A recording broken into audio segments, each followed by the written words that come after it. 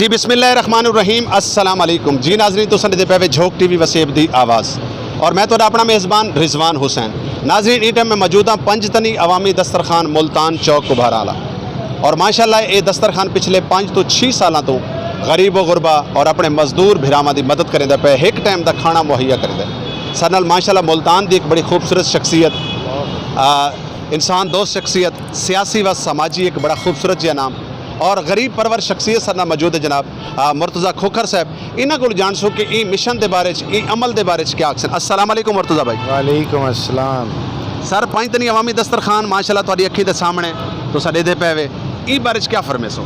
इन बारे यो फरमेसो कि जेड़े दोस्त इन बारे वध चढ़ के हिस्सा गिनते पैन एक तो उन्हां दी मेहरबानी, उनके अलावा जनाब की जिहड़ी कोशिश है गरीब दोस्त जिहड़े राहगीर जिहड़े नहीं अपने आप को मतलब कि शो करना चाहते वही आके आराम नाल अपना पेट पूजा कर वेंदे।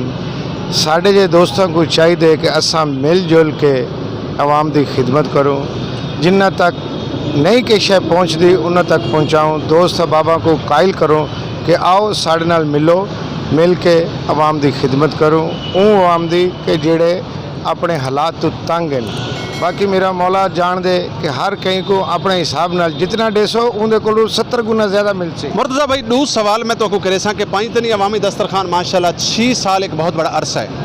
आज कहीं के घर एक मेहमान आ वजना सही माने जी साड़ी फितरत है तो असा एक टाइम का मेहमान को रोटी खवावन तो आवाज़ार थी वने।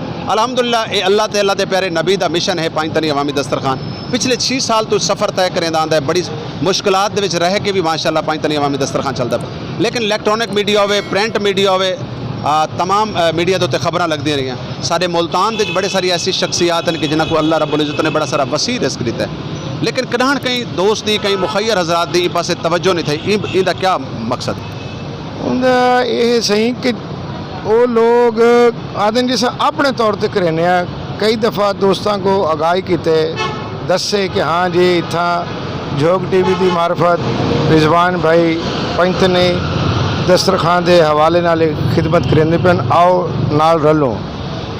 जिन्ना को तो खुदा का खौफ है खिदमत खलक करना चाहते हैं वो तो आ वेंदे, लेकिन कई दोस्त ऐसे आते हैं जी सारी अपने तौर पर करेंदे पे हैं। ठीक है, वाल भी साड़ी रिक्वेस्ट है कि आवन साको आके देखें नाल मिलन इन्हां दी मार्फत जो कई कर सकते करन। बाकी हर कहीं का अपना एक मसला है वो आदे जी साढ़े को तुसा ज़्यादा नहीं करेंदे। इतना ही मुर्तज़ा भाई आखिरी सवाल मैं तो करे सा कि देखो गाल है कि साडा एक तक पैसों का सवाल कहने माशाल्लाह पंजतनी अवामी दस्तरखान जड़न तो आगाज़ थी इस नाल ढेर सारे दोस्त ऐसे हैं। मैं उन्होंने तमाम दोस्तों वास्ते दुआ गो भी हाँ कि अल्लाह रब्बुल इज़्ज़त उन्होंने रिज़्क़ माल जान बरकत अता फरमा और उन्होंने तमाम दोस्तों का शुक्रिया भी अदा करे सा। काफ़ी सारे ऐसे नाम हैं। दूजी गल है कि साड़ी कोई डिमांड पैसों की कहनी असा हमेशा मीडिया के उत्ते भी यह गल की है कि आओ साकू लंगर प्रोवाइड करो, असा तुहाडे नाल ही खड़ के लंगर तकसीम करे सो। साडा मकसद ये है कि चलो मुसाफिर बेरोज़गारी इतनी कि हर शख्स की एक कोशिश होती है, एक आस होती है जो बेचारा मजदूर सवेरे मजदूरी वास्ते निकलता है ना, अगर चलो उनको पूरी दिहाड़ी मजदूरी नहीं मिलती तो उनको एक टाइम का खाना मिलता है। तो साड़ी कोशिश साड़ी एक कोशिश है, बाकी असा कुछ नहीं आख सकते। असा कोशिश की है कि असा मुल्तान शहर दे विच कोशिश करे सो कि कोई भुखा ना समझे। इंशाअल्लाह इंशाअल्लाह ये तुहाडी सोच बड़ी अच्छी है भाईजान, लेकिन वाल भी है ना कि असां दे सारे दोस्तों के अगे रिक्वेस्ट कर सकते हैं और हुण भी करेंदे पे हैं इन चैनल की मार्फत करेंदे पे हैं। आओ आओ मिल के सारे खिदमत खलक करो और नहीं राशन पहुँचावन चाह नहीं मतलब कि वजह कुछ करने जो राशन का बंदोबस्त कर सकते हैं वो करन। उनके अलावा देखो आके कि हाँ जी अगे तकसीम मेरे मालिक दी है, साढ़े अगर हथों थी ना पे तुसा सामने आते हो तो भी ठीक है, नहीं सामने आते तो भी ठीक है। राशन तक अगर तुसा कर देवो तो वो अगे रिजवान भाई की मार्फत वो तैयार करा के हर चीज़ करके कर सकते हैं। मेरी तो ये रिक्वेस्ट है सारे दोस्त भैन भरावां दे अगे कि करना चाहिए और जोड़ा सामने नहीं आना चाहता ना आवे, लेकिन खुफिया तौर पर एक हाथ को देवो बे हाथ को पता ना लगे। अगर यो जो कोई दोस्त हैं तो उन्होंने भी मेहरबानी आ वजन, यो रिक्वेस्ट है। बाकी खुदा का खौफ जिंदे है वो चुप करके आके जितनी भी कोई खिदमत कर सकते वो करेंदे।